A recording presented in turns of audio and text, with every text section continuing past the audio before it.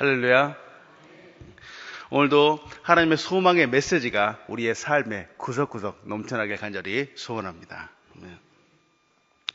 지금 미가서를 묵상합니다. 미가서, 여러분 묵상이 그렇게 쉽지가 않죠. 좀 어렵고 난해한 구절들도 많이 있습니다. 제가 이 미가서를 묵상하다 보니까요, 깜짝 놀라는 거죠. 지금 미가서 이 내용들이 사실 우리 주변에 일어나는 국제적인 정세들, 사실 우리의 삶 가운데 나타나는 크고 작은 어려운 일들, 이런 것들과 너무 밀접한 그런 연관성이 있다는 거죠. 우리 주변에서 일어나고 있는 일들을 돌아보지 않을 수 없다는 겁니다. 때로는 정말 가슴 졸이는 것 같은 그런 사건들, 어려운 일들이 있습니다. 국제적인 정세도 그렇고요. 이게 또 우리의 개인적인 삶에서도 그렇고요. 참 마음 편하고 좀 그런 날들이 좋으면 좋겠는데, 걱정 없는 날들이 있으면 좋겠는데, 어떻게 시간이 갈수록, 날이 갈수록 마음 편하고 걱정 근심 없는 날들이 점점 줄어드는 것 같아 보인다라는 것이죠. 지금 우리가 살고 있는 이 시대가 참 물가도 많이 오르잖아요. 곳곳에 전쟁이 있다는 얘기도 있고요. 기근, 또 좋지 않은 소식들, 이런 것들이 많이 들려오는 것 같은데, 보니까 지금 미가 선지자가 이 미가서를 기록하고 있는 이 시대도 참 살기 어려웠던 시대구나 라는 생각이 드는 거예요. 정말 만만치 않구나 라는 생각이 드는 겁니다. 이미도 보았지만 사회적으로 이 당시에도 사회적으로 만연해 있는 악들이 너무 많았던 거죠. 너무 많았던 거죠. 당시에 이스라엘은 타락하고 부패해 있었습니다. 이 부패와 타락이 그냥 잠깐 어느 실수해서 이렇게 있는 것이 아니라 지속되어 있다라고 성경이 이렇게 표현을 하고 있죠. 그래서 우리는 이런 상황을 만연해 있다라고 말할 수가 있는데요. 그렇죠. 당시 이스라엘은 타락했었는데 이 타락이 너무나도 지속적이고 계속되어서 사회적으로 만연해 있는 그런 사회가 지금 미가서가 이 성경을 기록하고 있는 그런 사회입니다. 그 대표적인 것이 하나님의 계명, 하나님의 말씀을 어긴 것이었습니다. 앞부분에 이제 3장까지 이렇게 나오는데요. 계명을 어긴다라고 하는 이 사실은 하나님의 말씀을 사람들이 선지자들도 그렇고 가까이 두기를 싫어했다라고 하는 거예요. 가까이 두지 않았다라고 하는 거죠. 말씀을 나의 가까이 두기를 싫어하다 보니까 당연히 나타나는 결과가 뭐냐면은 하나님을 멀리 보내는 거예요. 말씀이 내 곁에 없기 때문에 내 마음의 중심에 하나님이 있을 수가 없는 거죠. 하나님을 떠나버리는 겁니다. 그러면은 하나님만 떠나버리면 되는가? 그렇지 않죠. 우리가 잘 알고 있는 우리 인간은 말이죠. 사람은 내 마음속에 빈 공간을 채우기 위해서 다른 무엇인가를 항상 추구하는 존재라는 거예요. 하나님을 떠난 인간은 하나님을 대체할 다른 것들을 추구하기 시작을 했습니다. 자기의 마음에 끌리고 자기를 이롭게 해 보일 만한 눈에 좋은 것들을 취하기 시작한 거죠. 그중 대표적인 것들이 바로 우상이었습니다. 이방신을 섬기는 거죠. 하나님을 의지하고 섬겨야 되는데 이방신에게 자기 자신을 의탁해버리게 된 것이죠. 그래서 이 당시에 가장 큰 문제는 민족의 지도자라고 하는 사람들이 말이죠. 가장 먼저 죄악을 행하고 있었다라고 하는 겁니다. 미가 선지자가 이 일을 지적하고 나온 겁니다. 이것이 잘못이다라고 말한 거죠. 예루살렘과 사마리아를 중심으로 하나님의 준엄한 심판을 경고하고요. 그래서 그 잘못들을 지적을 하고 있었던 것입니다. 여러분, 우리 잘 알고 있는 죄악의 속성이 있습니다. 죄악은 말이죠. 우리의 목숨을 빼앗기까지 결코 멈추지 않습니다. 옛날에도 우리 강목사님 몇 번 이제 설교하면서 예화를 들었는데, 우리 한국 사람들은 이 동향화라 그러잖아요. 화투. 잘 아시죠? 화투에 이 도박에 빠진 사람이 있습니다. 너무 좋아하는 겁니다. 그래서 이 사람은 눈만 뜨면 이 동양을 생각을 합니다. 그러다 하다 보니까 점점 이제 그 재물도 잃어가는 것 같고 그래서 문득 깨닫는 거죠. 야, 내가 이렇게 살아서는 안 되겠구나. 그래서 이걸 어떻게 하면 끊을 수 있을까 하는 생각을 하는 거죠. 근데 여러분 아시다시피 이 도박에 빠지면은 이게 헤어나기가 쉽지 않습니다. 아무리 노력을 해도 안 되는 거예요. 그래서 손가락을 잘라버렸습니다. 그래서 너무 고통스러워서 이제 한동안은 잊은 것 같죠. 근데 일정한 시간이 나니까 이런 사람이 나중에 어떻게 한다고요? 이 발가락으로 들고 있는 겁니다. 죄악이 이렇게 무섭다라고 하는 거죠. 중독, 이 만연해 있는 것이 이렇게 무섭다라고 하는 거죠.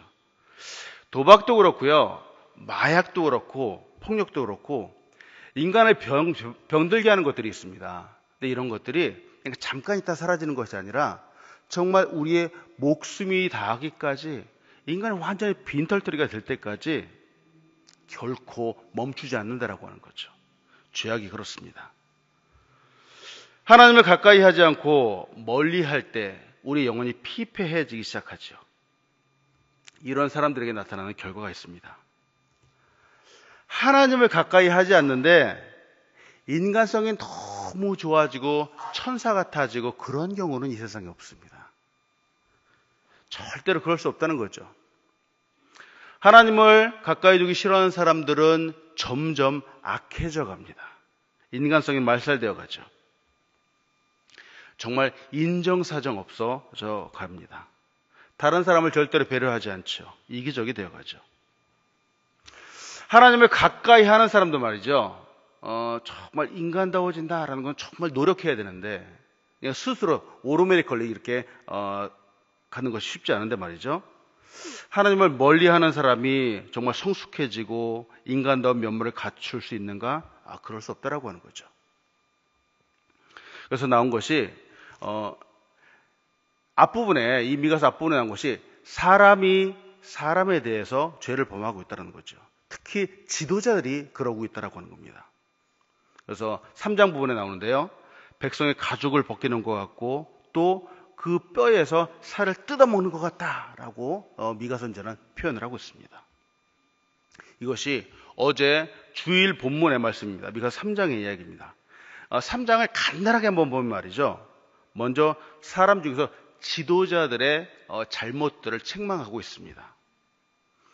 지도자가 있습니다. 지도자의 본분이 있습니다. 본분은 정의가 있는데 이 정의를 바르게 세우는 것이 지도자의 본분이죠. 그런데 이 지도자들이 바로 그것부터 하지 않고 있다라고 하는 것이죠. 잘못되었다는 겁니다. 선을 사랑해야 됩니다. 악을 미워해야 합니다. 그런데 이스라엘의 지도자들은 이걸 반대로 행했습니다.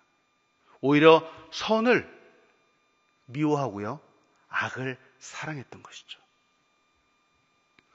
그러면서 하는 행동들이 하나님 앞에 가서 기도하고 하나님의 물음을 구했습니다.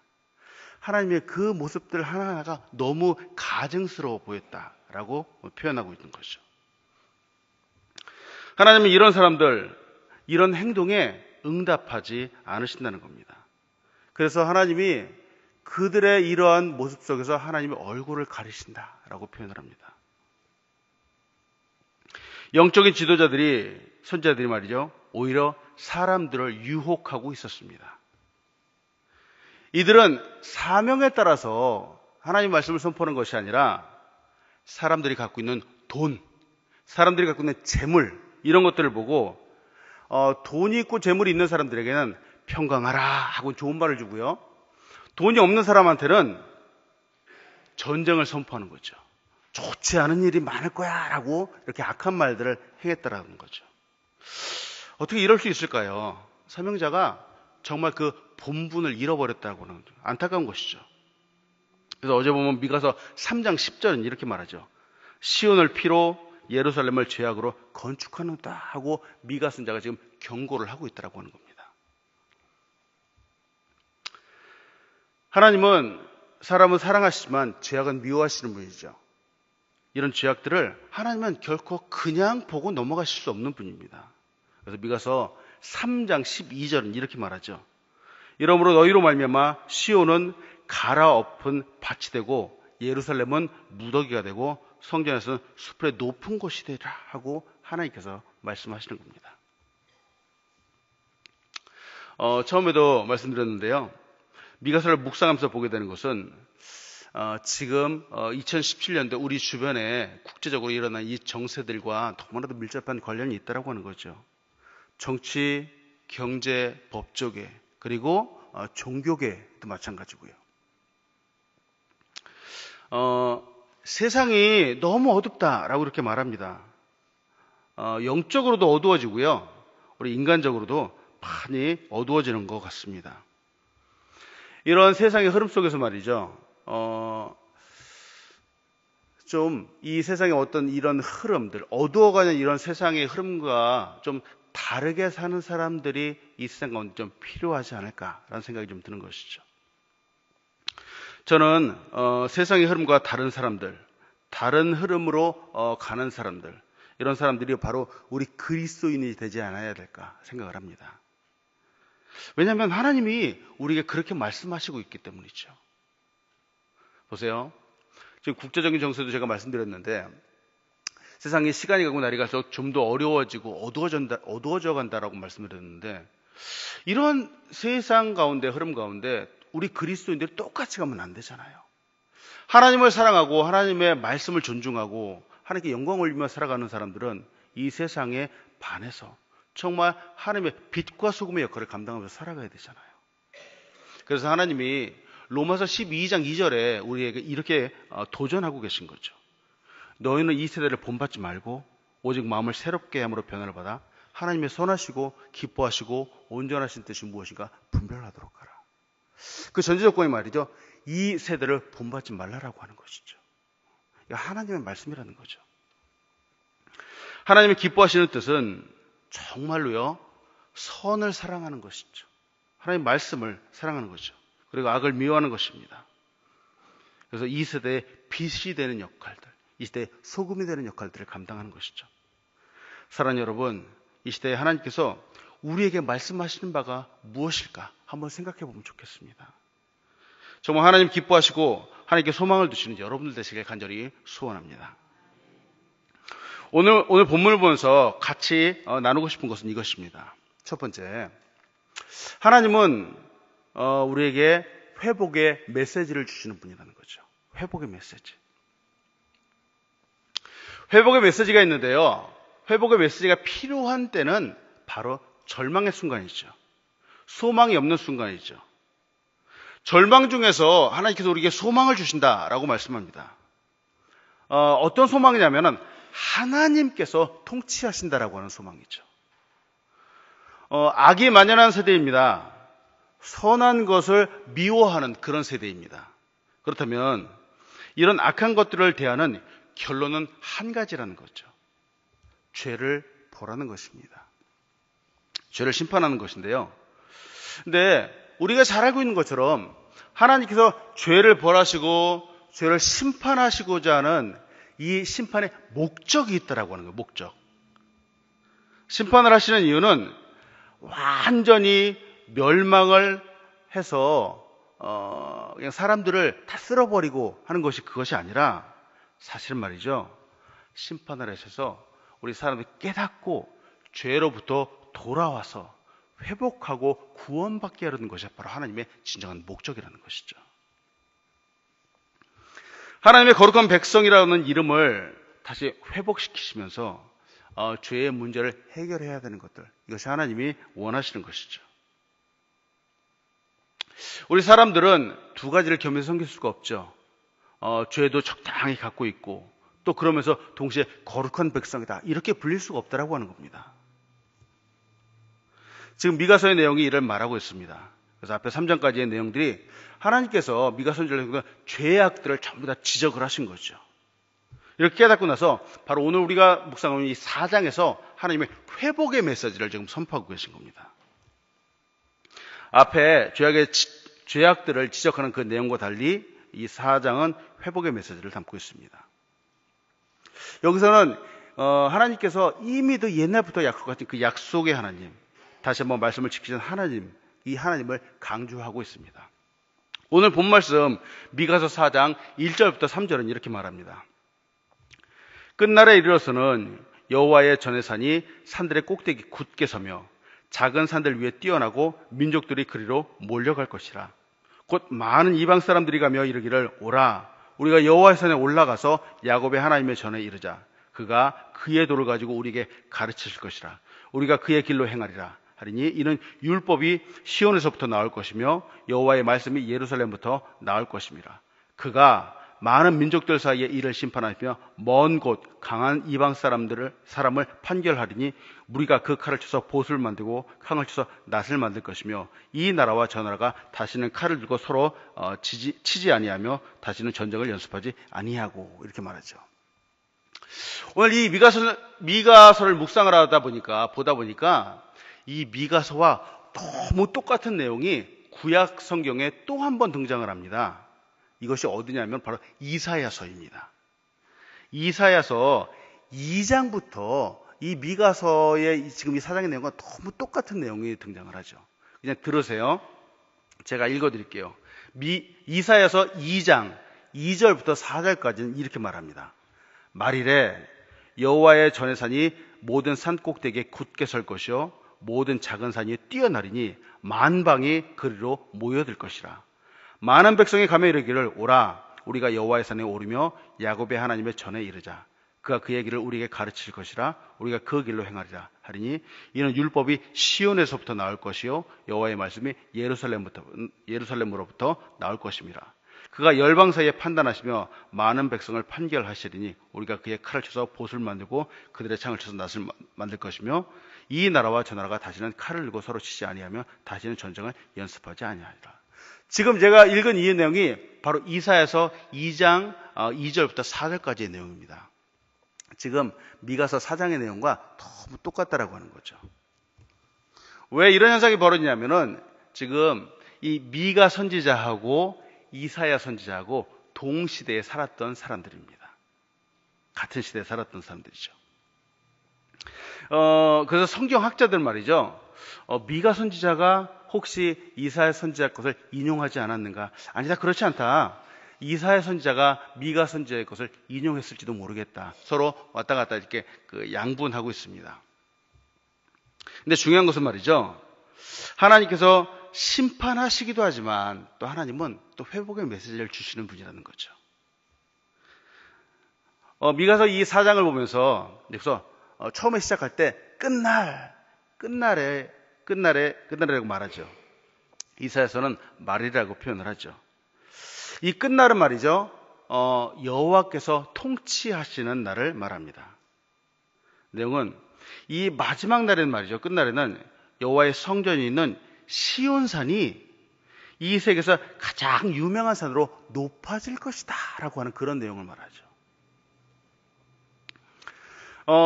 여호와의 전에 있는 시온산이 세상에서 가장 유명한 산으로 높아질 것이다. 이유는 하나님의 백성이 말이죠. 정말 하나님의 이름을 높여야 하는 백성이 여호와 하나님이 아닌 다른 이방의 섬기고 있었기 때문이죠. 높임을 받으셔야 되는 하나님이 정말 하나님의 백성에 의해서 높임을 받지 못하고 있었고 지금 하나님의 이름이 떨어져 있는 상황이었습니다. 근데 하나님께서 이것을 회복시키신다고 하는 거죠. 끝날에는 왕 중의 왕이시고 신들 중에 신이신 하나님이 그 이름을 둔 곳, 그 성전, 이것이 높아지는데 그 성전을 둔 시온산이 가장 위대한 곳이 될 것이다 라고 지금 하나님이 선포하고 계신 거죠. 회복합니다. 하나님이 이 모든 것들을 회복하실 때 가장 먼저 있어야 하는 것이 있습니다. 그것은 하나님의 이름이 높아지는 것입니다. 가장 위대하시고 가장 위엄 있으시고 가장 높으신 분 하나님은 말이죠. 감히 죄인이 그 하나님이라고 하는 그 이름조차도 부를 수 없을 만큼 정말 위엄하시고 높으신 분이시죠. 그런데 이스라엘 백성들은 선민이라고 하면서 이 하나님의 이름을 버렸던 사람들입니다. 아버지 하나님의 이름도 버리고 아들 예수 그리스도도 모퉁이의 돌처럼 버렸던 사람들이죠. 생각해 봅니다. 온 우주에서 하나님을 이렇게 무시하는 존재가 우리 인간밖에 없다는 것이죠. 그래서 사람들은 예수 그리스도를 십자가에 못 박았는지도 모르겠습니다. 구약에서 이스라엘 민족이 그렇게 했고요. 그런데 오늘날에는 현대를 살아가는 우리 사람들이 바로 하나님의 이름을 무시하고 있다는 것이죠. 우리 그리스도인이라고 불리는 사람들이 종종 자기 자신도 모르게 하나님의 이름을 멸시하고 있다고 하는 것이죠. 생각해 봅니다. 우리는 말이죠, 하나님은 정말 높으신 분이다 라는 생각을 누구나 다 갖고 있는데 말이죠, 세상에 그 무엇과도 비교할 수 없는 분이다 라는 생각을 누구나 다 갖고 있는데 말이죠, 근데 때로는 하나님, 제가 너무 바빠서 말이죠, 이 바쁜 일이 좀 끝나고 나서 하나님 좀 예배하러 가겠습니다 하고 하나님보다 나의 바쁜 일을 더 높이 두는 때가 종종 있다라고 하는 것이죠. 하나님, 오늘 제가 기분이 너무 나빠서요, 제가 이런 기분을 가지고는 하나님 앞에 예배하러 갈 수 없네요. 좀 마음 좀 안정시키고 그러고 가겠습니다 라고 하나님의 이름보다도 내 감정을 앞세울 때가 종종 있다라고 하는 거죠.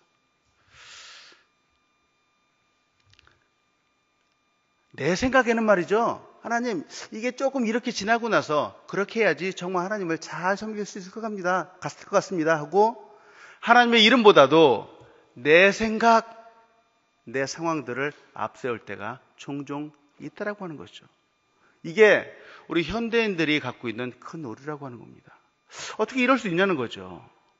하나님은 언제나 예배를 받으셔야 되는 분이다 말이죠. 내 생각과 감정과 여건과 모든 것들을 다 뛰어넘어서 어떠한 상황에서든지 하나님을 예배해야 되는 분이다 말이죠. 우리는 이상하게 내 감정들, 내 상황들, 내 여건들 때문에 하나님을 무시할 때가 종종 있다라고 하는 거죠.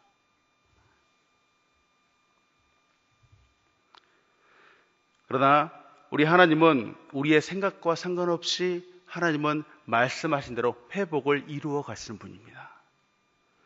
가장 먼저 하나님은 이 회복을 위해서 하나님 자신의 이름을 높이시는 분이죠.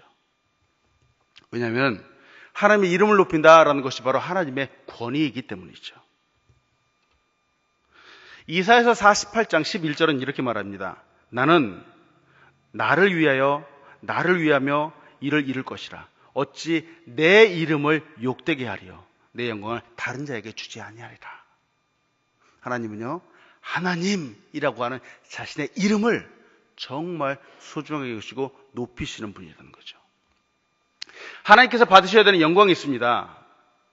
당연히 하나님의 이름이 높임을 받는 것이죠. 근데 사람들이 그 영광을 다른 데 쓴다는 것이죠. 사람들은 하나님의 이름이 아니라 자기 자신에게 사용하고 또 우상에게 사용한다는 거죠.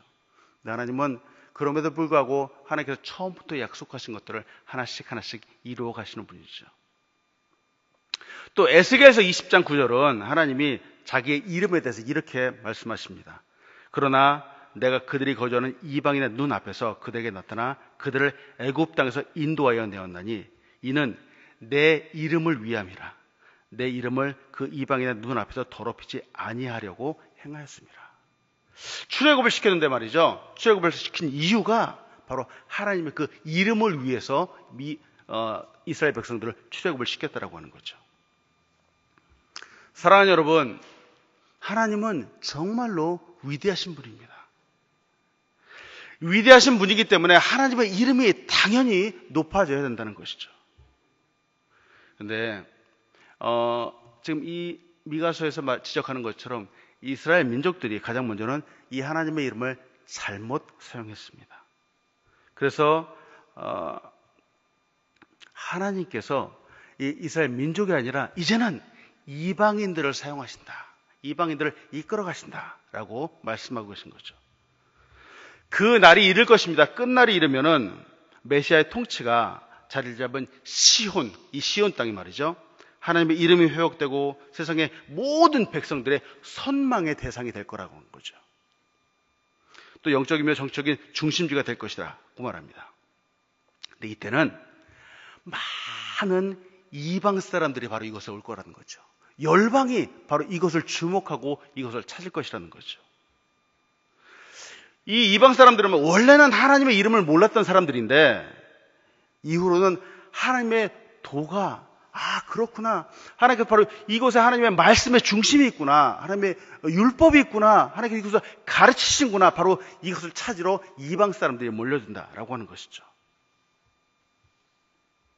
바로 예루살렘부터 나올 것이다 라고 하는 거죠. 사랑하는 여러분, 오늘도 이 하나님의 이름을 높이시는 여러분들 되시길 간절히 소원합니다. 왜냐하면 하나님의 이름이 높아지는 이곳에 바로 하나님의 회복의 역사가 나타날 것이기 때문입니다. 두 번째로 같이 보고 싶은 것은 이것입니다. 하나님은 우리가 영원토록 의지해야 할 분이라는 거죠. 아까도 말씀드렸다시피 우리 인간은 말이죠, 언제나 무엇인가를 의지하면서 살아가는 존재입니다. 왜냐하면 우리 스스로 설 수 없는 연약한 존재이기 때문이죠. 그래서 사람들은 말이죠, 내가 아닌 다른 사람들을 의지하기도 하고 아니면은 명예나 권력을 의지하기도 하고 때로는 물질이나 돈을 의지하면서 살아간다는 거죠.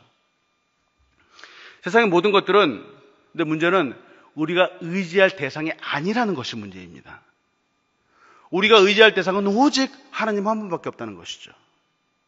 오직 하나님 그 말씀만을 의지하면서 살아가야 되는 거죠. 오늘 본 말씀 미가서 4장 2절을 다시 한번 보기 원합니다. 곧 많은 이방 사람들이 가며 이르기를 오라, 우리가 여호와의 산에 올라가서 야곱의 하나님의 전에 이르자. 그가 그의 돌을 가지고 우리에게 가르칠 것이라. 우리가 그의 길로 행하리라 하리니 이는 율법이 시온에서부터 나올 것이요 여호와의 말씀이 예루살렘부터 나올 것이라 하고 말하죠. 이 미가서 4장 2절을 묵상하면서 조금 이상한 부분이 나오는 것인데요.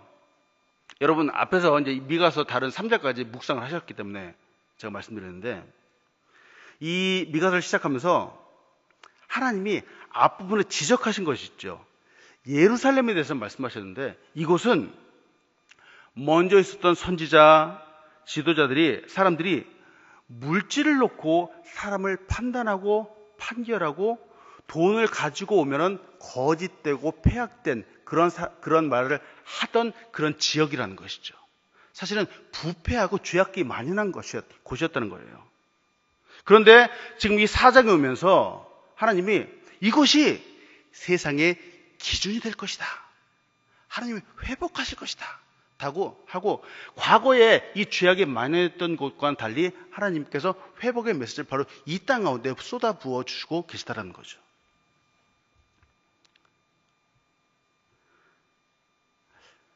지금 과거와는 달리, 과거에 그곳은 죄악이 많았지만 지금 이곳은 이방 사람들도 주목하고 이방 사람들 찾아오는 곳이 된다. 바로 이곳을 향해서 간다라고 하는 겁니다. 또 이방 사람들이 재밌는 것은 이곳을 향해서 가는데 자기만 가는 곳이 아니라 이 세상에 바로 이곳이 놀라운 복된 곳이다라고 선포하면서 나아간다라고 하는 것이죠. 그들이 그곳을 향해서 가면서 오라, 우리가 여호와의 산에 올라가자라고 외치면서 나아간다라는 겁니다. 먼저 있었던 3장의 상황과 달라도 너무 다른 것이죠. 왜 그럴까요? 하나님이 회복시켜 주셨기 때문이죠. 하나님이 이제는 의지할 수 있는 그 기준을 바로 이 땅 가운데 주셨기 때문입니다. 시온이 이방 사람들이 모여들고 그들을 외치고 올라가는 곳, 다시 말하면 바로 지금 이 시온이 세상의 중심이 되었다라고 하는 거죠. 왜냐하면 이곳이 왜 세상의 중심이 되었냐면 바로 이것은 율법, 하나님의 통치가 회복되었기 때문이죠. 시온이 지금 세상의 중심이 되는 이유는 도시가 막 발달해서 그런 것도 아니고요, 집값이 많이 올라서 그런 것도 아니고요, 문명이 발달해서 그런 것도 아니고 바로 그곳에 여호와의 통치가 있었기 때문이죠. 하나님의 말씀이 있는 곳, 그곳이 바로 세상의 중심이 되는 곳입니다. 하나님의 말씀이 있는 산, 바로 그곳이 세상에서 가장 높은 산이 되는 것이는 거죠. 지금 4장 1절에 이곳이 가장 높은 산이 된다고 했는데 사실 지리적으로 지역적으로 보면은 이 시온산보다 주변에 높은 산들이 훨씬 더 많다는 거예요. 그런데 하나님은 이 말씀 속에서 바로 이곳이 가장 높은 산이 될 것이다 라고 말씀하고 있습니다. 예루살렘이 세상의 중심이 되고 지리학적으로는 낮지만 세상 가장 높은 산이 되고 이 방에 수없이 많은 사람들이 몰려드는 이유가 있는데 그것은 바로 이곳에 하나님의 말씀이 있기 때문이죠. 다른 말로 하면 하나님의 임재가 있기 때문입니다. 여기서 생각해 보는 것이 이것입니다. 말씀이 있는 곳, 하나님이 계신 곳, 영광이 있는 곳이 세상의 중심이 된다라고 지금 말하고 있는 것인데요. 세상이 으뜸이 된다라고 말하고 있는 것인데요. 그렇다면 말이죠. 우리 사람들은 어떨까라는 거죠. 사람들. 지역, 땅이 말이죠. 땅이 하나님의 임재, 말씀이 있을 때 그곳에 가치가 높아지고 중심이 되는 것처럼 우리 사람들도 더구나 그리스도인들도 그 마음의 중심에 말이죠. 하나님의 말씀이 딱 자리 잡고 있고 하나님의 사랑과 은혜가 딱 자리 잡고 있고 그러면은 정말 이 세상 사람들이 볼 때에 우리 그리스도인들이 매력적인 사람들이 되지 않을까 생각을 하는 거죠. 세상 사람들이 볼 때 저 사람 교회 다닌다라고 하는데 정말 굉장한 사람 같아.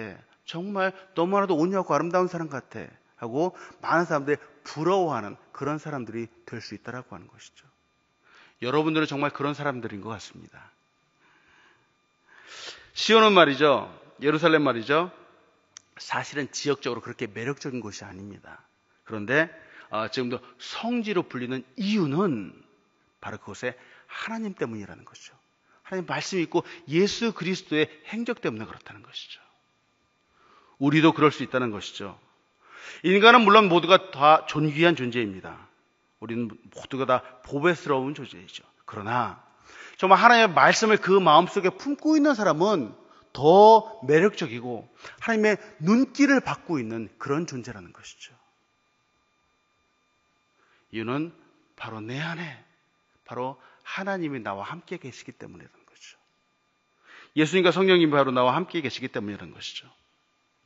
사랑하는 여러분, 우리는 모두 매력적인 사람들이라는 사실을 믿으시기 바랍니다. 우리에게는 내 안에 계시는 하나님, 그분으로부터 나오는 매력이 나와 함께 있기 때문이죠. 그래서 이 세상의 사람들과 다르다라고 하는 겁니다. 그래서 오늘 마지막으로 나누고 싶은 것이 바로 이것이죠. 하나님이 회복시켜주시고 임재하셔서 의지하게 하는 곳인데 말이죠. 그렇다면은 회복의 결과가 나타나야 된다는 거예요. 결과가. 임재하시고 의지하게 하시는 그 결과가 나타나야 된다는 것이죠.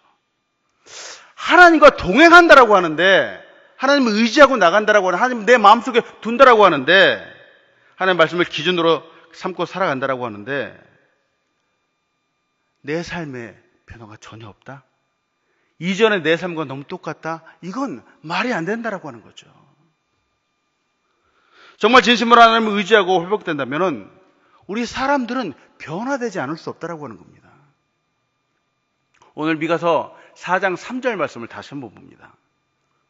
그가 많은 민족들 사이에 이를 심판하시며 먼 곳 강한 이방 사람들을 판결하시니 우리가 그 칼을 쳐서 보수를 만들고 창을 쳐서 낫을 만들 것이며 이 나라와 저 나라가 다시는 칼을 들고 서로 치지 아니하며 다시는 전쟁을 연습하지 아니하고 말하죠.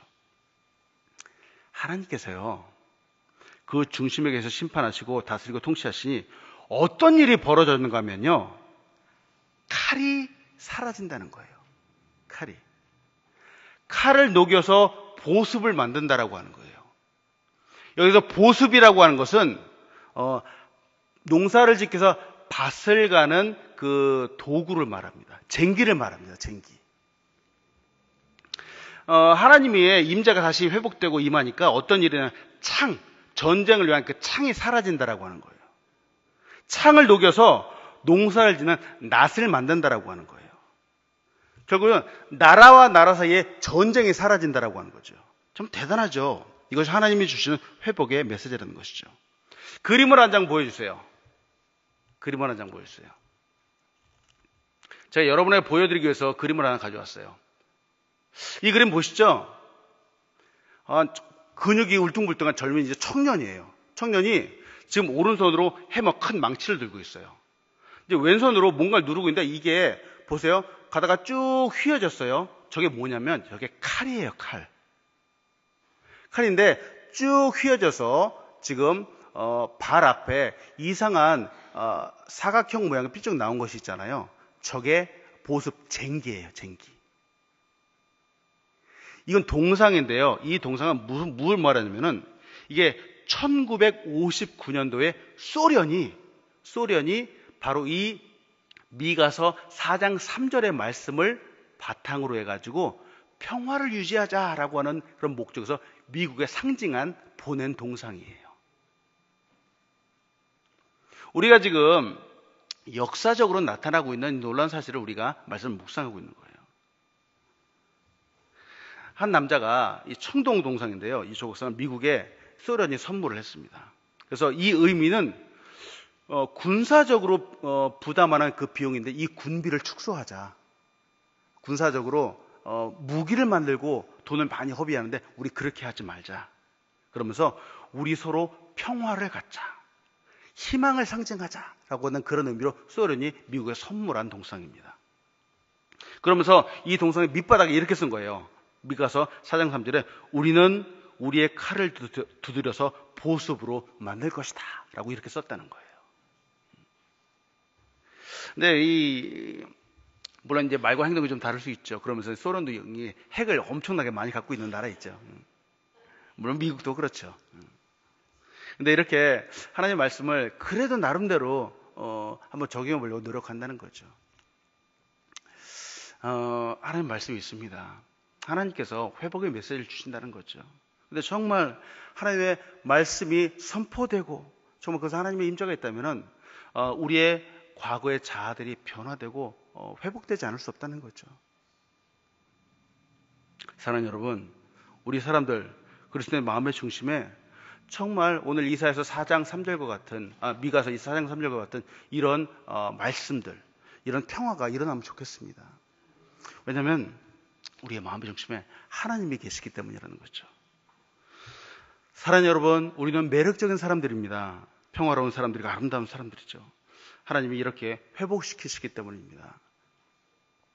회복시키는 여러분을 통해서 우리가 사는 이 세상이 조금 더 아름답고 좋은 세상, 살기 좋은 세상, 하나님이 함께 하시는 세상이 되시기를 간절히 소원합니다. 기도하겠습니다. 하나님 감사합니다.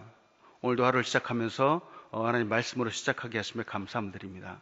하나님, 참 돌아보니까 우리의 삶 가운데 얼마나 어렵고 힘든 죄악적인 일들이 많은지 모르겠습니다. 물론 과거에도 그렇습니다. 그러나 하나님, 오늘 말씀을 통해서 주신 것은 하나님께서 우리를 회복하시는 하나님이시라는 겁니다. 하나님, 오늘 살아갈 때 하나님의 말씀을 내 마음의 중심에 두고 살아갈 수 있도록 인도하여 주시옵소서. 비록 우리의 힘과 능력은 적지만 그래도 능력의 하나님을 의지하며 살아갈 수 있도록 인도하여 주시고, 이 시대에 악해져가는 세대에 그래도 하나님을 의지해서 정말 이 시대 조금이라도 더 아름다운 세상으로 만들어가는 우리 귀한 사람들 될수록 축복하여 주시옵소서. 결코 삶의 어떤 순간에도 하나님의 말씀을 잊지 않고 살아갈 수 있도록, 하나님의 말씀을 꼭 간직하고 살아갈 수 있도록 우리 귀한 사람들을 축복하여 주시옵소서. 예수님의 이름으로 기도합니다. 아멘.